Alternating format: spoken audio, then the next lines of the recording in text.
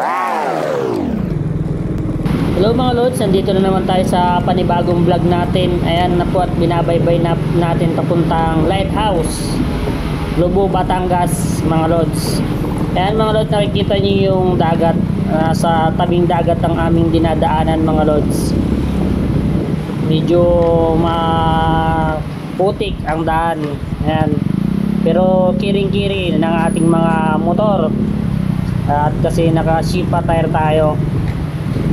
Yan, makakasama natin si Kuya Romnick, si Ryan, at saka yung kapatid niya mga lods ang kasama natin.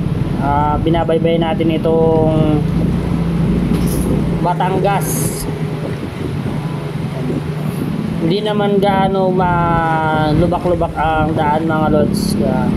Baliwalan lang sa ating gulong.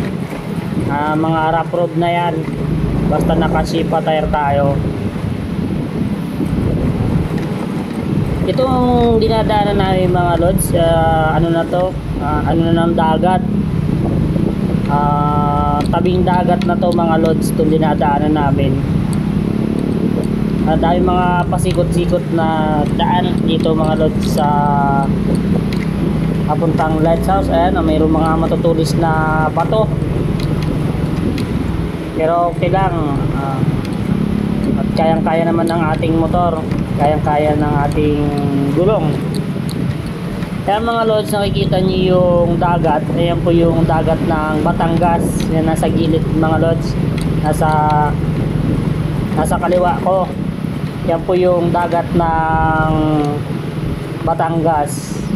Alam niyo ba mga lods, yung dagat ng Batangas ay free na liguan. Yan, nasa tabing dagat. Marami ring napunta dito mga kapwa motorista natin na pumapasyal dito sa Batangas. Yan, okay naman yung ano mga lods yan. May katamtamang rough road nga lang lods pag napapunta kayo dito sa Lighthouse, papuntang Lighthouse, Batangas. Kanina ano tayo, paakyat, ngayon pababa naman tayo mga lods. Binabaybay namin. Hindi pa gaano simentado ang daan dito mga lods papuntang Lighthouse, kaya ito ang dinadaan namin, rough road papuntang Lighthouse, Batangas mga lods. Meron din mga napunta ditong mga sasakyan, kotse.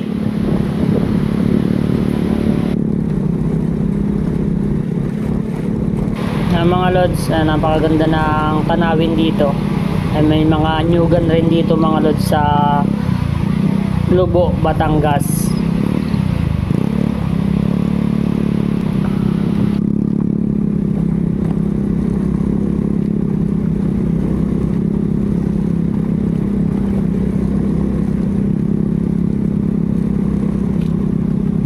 Mga lods, yung bundok nila dito mga lods ay mayroong screen.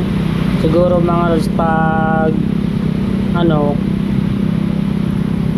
yung bundok, yan yung pumoprotekta para hindi mag landslide ang bundok mga lods, kaya mayroon sigurong screen yan.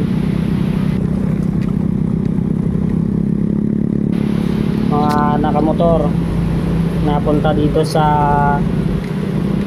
Batangas.